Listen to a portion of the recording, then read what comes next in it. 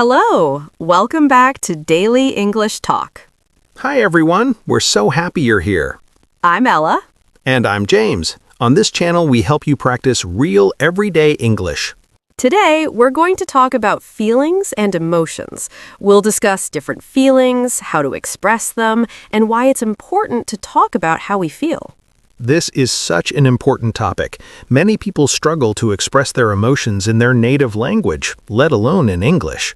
Please remember to like this video and subscribe to our channel for more English practice. It really helps us. Let's get started. So, James, how are you feeling today? I'm feeling pretty good today. I'm happy and energized. What about you? I'm feeling good too. But how are you feeling is actually a deeper question than how are you? That's a great point. When someone asks, "How are you?" most people just say fine or good.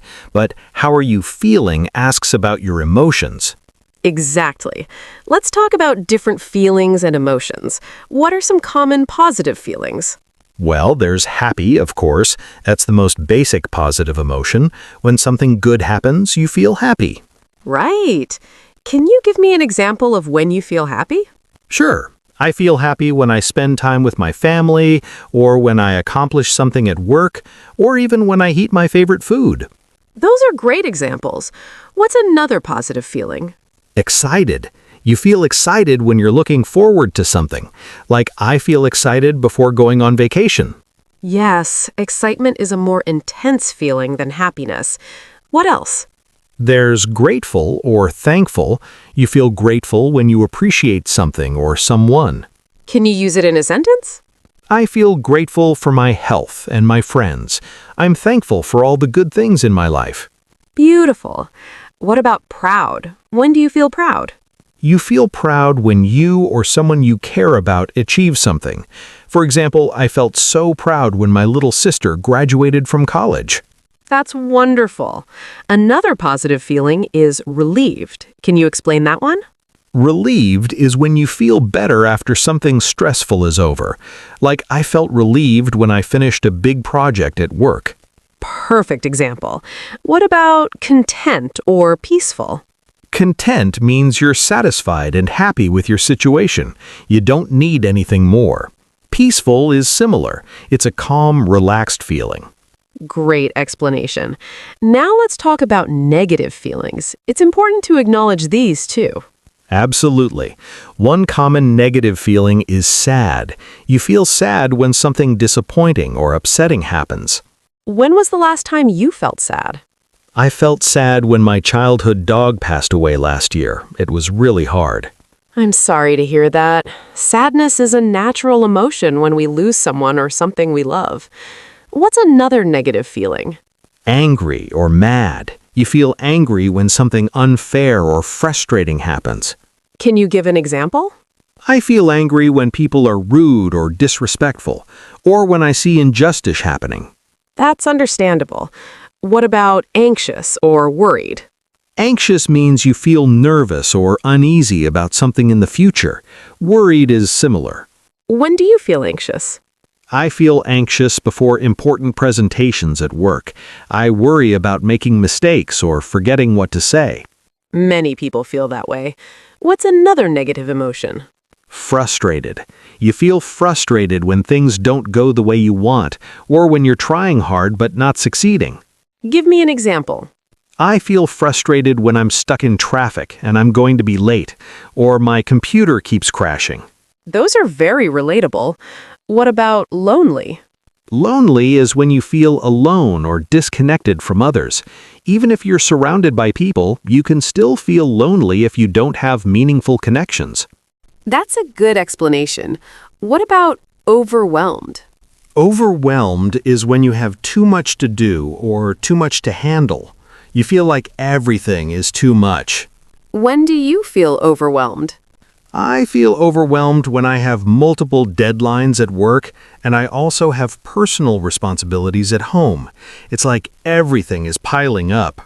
That's stressful. What about disappointed? Disappointed is when something doesn't meet your expectations. You hoped for one thing, but you got something else. Can you give an example? I felt disappointed when I didn't get a promotion I was hoping for. I had worked really hard, but they chose someone else. That must have been tough.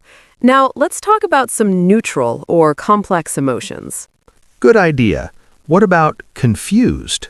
Confused is when you don't understand something or you're uncertain about a situation. Like, I feel confused when I read complicated instructions or when someone explains something unclearly. Exactly. What about surprised? Surprised is when something unexpected happens. It can be good or bad. For example? I felt surprised when my friends threw me a surprise birthday party. I had no idea. That's a positive surprise. What about jealous or envious? Jealous is when you want what someone else has, or when you feel threatened in a relationship. Can you explain the difference between jealous and envious? Envious is when you want something someone else has. Jealous is when you're afraid of losing something you already have. Good distinction. Now, let's talk about how to express your feelings. What can you say when you're feeling happy? You can say, I'm happy, I'm so glad, I'm thrilled, or I'm over the moon. Over the moon is a fun expression. It means extremely happy. What about when you're sad? You can say, I'm sad, I'm feeling down, I'm heartbroken, or I'm bummed out. Bummed out is more casual. What about anger? You can say, I'm angry, I'm furious, I'm irritated, or I'm fed up. Furious is stronger than angry. Fed up means you're tired of something. What about fear? You can say, I'm scared, I'm afraid, I'm terrified, or I'm nervous. Terrified is very strong fear. Now, let's talk about why it's important to express your feelings. That's crucial. Keeping your feelings bottled up inside is unhealthy. It can lead to stress, anxiety, and even physical health problems. Exactly. When you express your feelings, you feel lighter. It's like releasing pressure. And when you share your feelings with someone, they can support you and help you feel better. Communication is so important in relationships. If you don't tell people how you feel, they won't know. That's true. I used to think I should keep my problems to myself and not burden others, but I learned that sharing actually strengthens relationships. Vulnerability creates connection. When you open up about your feelings, other people feel comfortable doing the same. Absolutely. What are some healthy ways to process your feelings? Well, talking to someone is one of the best ways, whether it's a friend, family member, or therapist. Writing in a journal is another great way. You can write down everything you're feeling without judgment. Exercise helps too. Physical activity releases endorphins, which improve your mood. Creative activities like art, music, or cooking can help you process emotions in a healthy way. And sometimes you just need to feel your feelings. It's okay to cry. It's okay to be sad. You don't always have to be positive. That's important. Our culture sometimes makes us feel like we should always be happy, but that's not realistic. Right. All emotions are valid. Even negative emotions serve a purpose. Can you explain that? Sure. Sadness helps us process loss. Anger motivates us to make changes. Fear protects us from danger. Even negative emotions have value. That's a great perspective. What about emotional intelligence? What does that mean? Emotional intelligence means understanding and managing your own emotions, and also recognizing and responding to others' emotions. So it's about being aware of feelings, both your own and other people's? Exactly. People with high emotional intelligence are better at relationships, communication, and handling stress. How can someone improve their emotional intelligence? First, pay attention to your feelings. Notice when your mood changes and try to identify why. Like keeping track of what triggers certain emotions? Yes. Also, practice empathy. Try to understand how other people are feeling, even if you don't agree with them.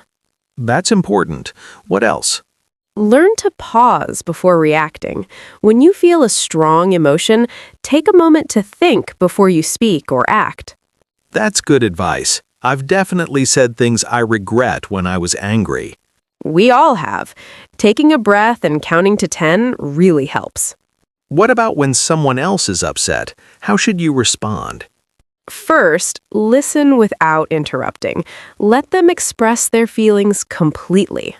Don't try to fix the problem right away. Sometimes people just need to vent. They don't always want solutions. Just saying, I hear you, or that sounds really hard, can help. What should you not say to someone who's upset? Don't say, calm down. That usually makes people more upset. Don't say, it could be worse, or at least, Why not?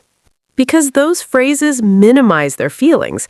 They make the person feel like their emotions aren't valid. That makes sense. What about the phrase, I know how you feel? That can be okay if you've actually experienced something similar, but be careful. Everyone's experience is different. So maybe say, I can imagine how difficult that must be instead? Yes, that's better. It shows empathy without claiming to fully understand their experience. This is all really helpful. Let's talk about mental health for a moment. When should someone seek professional help for their emotions? If your emotions are interfering with your daily life, like you can't go to work, you can't eat, you can't sleep. What else? If you feel hopeless or have thoughts of hurting yourself, you should definitely talk to a professional immediately. That's critical. There's no shame in seeking help. Therapy is like going to the doctor for your mental health. Exactly. Just like you'd see a doctor for a broken bone, you should see a therapist for emotional struggles. And in America, there are resources. You can call the 988 Suicide and Crisis Lifeline if you're in crisis. That's important information. Taking care of your mental health is just as important as physical health. Absolutely. Okay, before we finish, let's review some useful vocabulary about feelings. Great idea. We've learned so many emotion words today. Let's start with basic positive emotions: happy, excited, grateful, proud, relieved, content, and peaceful. For example, I feel happy when I'm with my family. Common negative emotions: sad, angry, anxious, frustrated, lonely, overwhelmed, and disappointed. Like, I feel overwhelmed when I have too much work. Some expressions for happiness: I'm over the moon, I'm thrilled, I'm so glad. For sadness, I'm feeling down. I'm heartbroken. I'm bummed out. We learned that emotional intelligence means understanding and managing emotions. The phrase bottled up means keeping feelings inside without expressing them. Like, don't keep your feelings bottled up. Talk to someone. We also say process your emotions, which means to work through and understand your feelings. For example, journaling helps me process my emotions. These words and phrases will help you talk about feelings in English. Definitely. Now it's time for our favorite part. The question of the day. Are you ready for today's question? Today's question is, how do you usually express your feelings? Do you talk to someone, write in a journal, or something else? This is a great question. Everyone has different ways of processing emotions. Tell us in the comments how you deal with your feelings, especially when you're upset or stressed. You can write something like, when I'm feeling down, or I express my feelings by. We read every comment, and we love learning about your coping strategies. And writing in the comments is excellent practice for your English. So please share how you express your feelings in the comments below. Great. So let's summarize what we talked about today. Today, we discussed feelings and emotions, including positive emotions like happy, excited, grateful, and proud. We talked about negative emotions like sad, angry, anxious, frustrated, lonely, overwhelmed, and disappointed. We learned different ways to express feelings, from saying, I'm over the moon, to I'm feeling down. We discussed why it's important to express your feelings rather than keeping them bottled up inside. We discussed healthy ways to process emotions, like talking to someone, journaling, exercising, and creative activities. We learned about emotional intelligence and how to improve it by paying attention to your feelings and practicing empathy. We discussed how to respond when someone else is upset, listen without interrupting, and avoid minimizing their feelings. And we emphasized that seeking professional help for mental health is important and there's no shame in it. We hope this conversation helps you understand and express your feelings better in English. Remember, all emotions are valid. It's okay to not be okay sometimes. Thank you so much for watching. If you enjoyed this video, please give it a thumbs up. And don't forget to subscribe to our channel, Daily English Talk, and turn on notifications. We have new English conversations every week on important topics like this one. So, from both of us, Keep learning, keep practicing, and take care of your emotional health. goodbye. Bye, everyone.